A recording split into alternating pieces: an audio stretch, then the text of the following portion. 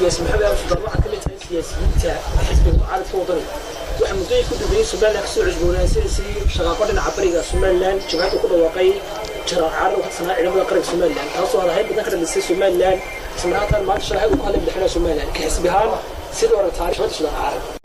والله نكا عارض لا يراهداي وكا لي كورنيل بوها ciidanka qarankan ka tirsanay yiri kana tirsanaa anagu waxaan u aragnaa dib xukuumadani inta ay jirto ama dawladda kulmiye inta ay jirto dibihii dalka ka dhacay iyo baan u aragnaa inay qayb ka tahay dibihii dalka ka dhacay ee kulmiye ka beermay cadaalad darrada kulmiye ka beermay baan anagu caarro warka wuxuu jirtay Suudaan ay baqeen moor oo khamiisadinta gobolada galbeedka Soomaaliya oo soo kala waqay jibhad ismaanta iyo saami ka tabalisay xukuumadii hore ee Axmed Silaayo labada jibhad maxay iska sabaabiyaan maxay isku kala duwan wallahi su'aashaadi weydiisay maxay ku kala duwan caarro iyo wabar ya caarre laba nin oo isku dhawarta maaha labada jibhadoodna isku ma dhawa xiyalaha ay ku kala duwan yihiin waxa kamid ah Cornel Caarre kama soo jeedo beelaha la qabsaday laakiin Suldaan Wabar wuxuu ka soo jeedaa beelihii la qabsaday buu ka soo jeedaa runtii markaan laahay waa la qabsaday macnuhu waxa weeyaan markaad tiri saami buu ka hadlay Caarre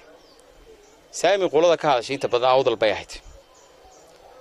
dadka la qabsaday waxa lagu gartaa hadalkoodu meel ma gaaro macnana ma yeesho waa salmaduurshi kaayla hadlayana dhaguun buu fariistaa markuu dhex yimaadana waxaan iyaga dhakada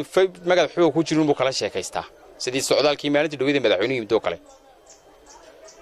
tan iyo maalintii Soomaaliland la aasaasay ilaa maanta way qeyliyeen oo saami bay ka hadlayeen saami la yiraahdina ma jiro Caarre wuxuu ka hadlayo iyo waxa wabar ka hadlayna wax isku dhow maaha Suldaan Wabar wuxuu ka soo jeedaa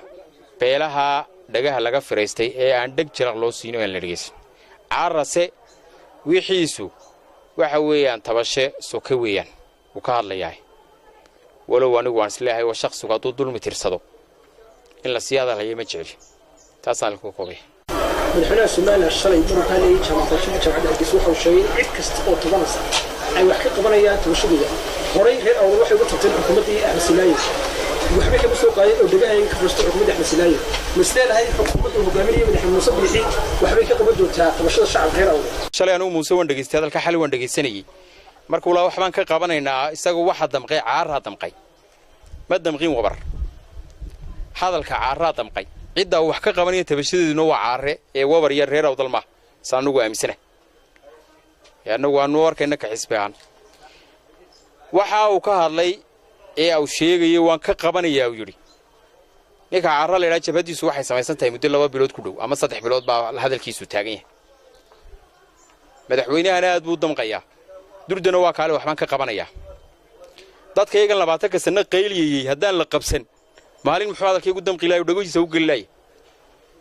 Soomaalidu waxay ku mahmaadaa aanay leedahay waxay tiraahdaa dameeran ku fadhiyo dhuusadiisu waxba igama tarsay tiraahdaa oo aan saaranahay Muuse hadalka reer awdal ku leeyihiin jawaabta uu mar walba u hayaa waxa weeyaan dameeran ku fadhiyo dhuusadiisu waxba aniga ay tarmayso dadkan ka hadlaya waxa dadku ka sheekaystaan waxadaan anigu leeyahay ma wada lihiintay kuwaad sheegaysid leeyahay doorashada gal waxa ma wada lihi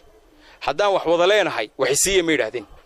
qofka waxisiye aad ku leedahay wax ma wada lihiidin wada qarafaysanaysa reer awdal waxa kala garan lahayn in la qabsaday oo ay qarafaysanayaan iyo kala garan lahayn oo ay u haystaan ma taqaanaa inay ma taqaanaa dad wax wada leeyihiin wax nasi war waxisiye waxbaan wada leenahay laba eray oo isqabanaya maaha waxba ma wada lihiin wax qarafada in ka hadlayno waxna qofku qabsaday oo wax weydiinayso weeyaan oo bariyo tamayso laakiin wax saami leeyahay anigu ma aaminsani qofka ku qabsaday hadii aad baryada ay ku sii jirayaan iyaga u taala reer awdal hadii inay ka baxanay doonayaan fikirkeyga iyaga leeyiman doona labada dariiqun baa banaanay wax la yiraahdo saami baa ka maqanayo maxay baa ka maqanayo warnika Muuse Biixi la yiraahdo taladiisu waxa ku soo ururtay oo reer awdal isagu ka aaminsan yahay dameeran ku fadhiyo dhuusadiisu waxba igama tartooyeen isagu mabda u ka aaminsan yahay